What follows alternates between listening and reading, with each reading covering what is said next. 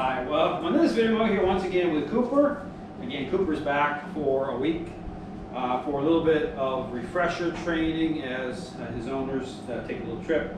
Now, a question I received yesterday on one of my videos was about actual refresher training. Like, what's that about? Like, what's, why is that needed? And so, understanding, again, this is like, you go back on my YouTube channel, you'll find videos of me doing, refresher training with Jax, one of the service dogs, in that situation there. Understanding that oftentimes when I enter into, and this is the issue here, into service dog training with dog owners, oftentimes, typically the dogs are already a member of their family, the dog's already like over a year old, and oftentimes that connection, based on what it represents through needing support, through that type of kind of emotional type of connection, it transfers over in the relationship by way of a dog gaining a level of control when I start to help in terms of with the family dog, the dog's already established. Now understand that most service dog trainers, based on, again, I talk a lot about how they engage service dog training, they wouldn't even touch the dogs that I touch, work with. They would tell the person, hey, you need to get a brand new dog, you need to get a puppy, you start from a puppy level. But I understand that even knowing, understanding the problems inherent to this idea of things by way of using treats is, that's no guarantee, even going from a puppy stage, that it's going to work out so well with those who engage in this type of a learning-based idea of things. This is why so many dogs in the service dog training industry are attached to the owner, but in a possessive way. It's terrible.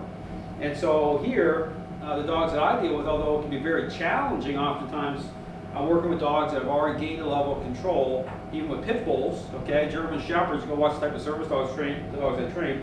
So sometimes I got to reverse, I got to fix the relationship first. And so because of that, because again, talk about relationship, what can happen, even though you get to a really good place, reverse course in the relationship, sometimes because the dog's already gained a level of control, and here you can see that with Cooper trying to lay down here a little bit, that's his kind of how his mind's affected right now. Sometimes what will happen is kind of the past will kind of creep in if things get too loosey-goosey in the relationship. And oftentimes, in terms of that environment, if say one of the individuals in the relationship starts connecting with too much emotion, things get kind of to a point in the relationship where control starts to creep back in, and then you'll start to, it'll come out through certain interactions. In the case with, say, Jax needing help, it was at the groomers, right? So what did I do? Because I do service dog training, we're understanding it is about a relationship. I'm there for the lifetime of the dog and the owner. That's all included. So if issues do come up, which typically they don't, but if they do, I'm there. And oftentimes, just like here with Cooper, it's more about smoothing off the rough edges, It's not about having to, start all over again, This is just about, getting those core ingredients going again, more clarity through, again, you see how I'm interacting with Cooper here, and then transfer that back to the owner. It's kind of like revisiting some of the central themes.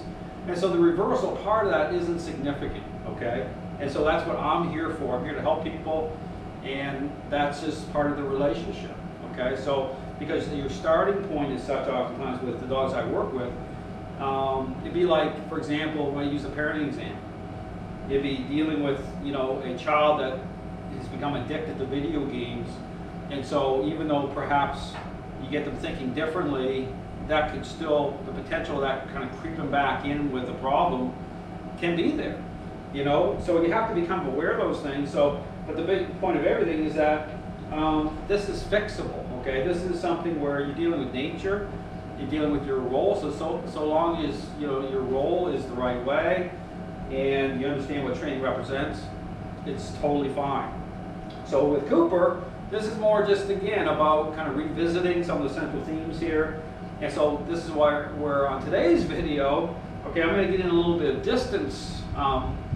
Work with Cooper, where I wouldn't even touch distance work with a board and train for about 12 days in. I'm in day number 2 here, and I'm going to be working a little distance work with Cooper, you know, just to kind of, again, you know, kind of revisit some stuff here to generate focus. Okay, so and that's what it's about. So even here, you can tell even the situations with Cooper, it's almost funny in a way, you know, in terms of his reactivity. Even in the crate video I put out, you see him just immediately turn the other way. It's like a selfish child that is not happy in that moment. Okay, but it's you know, dogs understand. Okay, understand, like he knows. He's like, as soon as he came here yesterday, he immediately picked up on the vibe, because, you know, he knows me, he knows the expectations, he knows how that transfers through the relationship to the owner. So dogs are amazing animals that way. So they might have these little moments, but it all makes sense. Okay, so it's not a big deal that way. So it's not like entrenchment, or you're dealing with a, you know, if you watch some of my other board train videos, dealing with a full-on relationship problem. And that's the thing to understand. Understand that when you see me interacting with dogs, oftentimes dealing with dogs, I'm in the middle of a relationship problem. And so here with Cooper, what we're going to be doing today is we're going to be moving around here with him. Again, one of his issues coming here is that issue about reactivity towards other dogs. So that's how control's kind of started to manifest a little bit with him. So this lays the groundwork. Okay, so when I'm laying groundwork like this, typically then when I bring another dog out, you'll see a huge difference just from the fact I've invested, I've had the right conversation with him prior to even introducing another dog. And so, you know, so he's going to get great exposure to other dogs. My newest dog, Dolly, okay, my helper dog, you'll see her out here in a helper role pretty quickly. And so Cooper's going to get lots of great exposure this week to other dogs. So again, I'm going to start moving here with Cooper. He's on my right side. I do have a collar on him to apply a little bit of control over him. And so as I move with him, same thing, just a one step, just take one step. And so here what I'm doing is just really defining that line. Okay, getting that line established here with him. A lot of repetition, just, you know, getting that really, you know, kind of revisiting that, making sure he knows that this is where he's defaulting into the sit. That's what I want.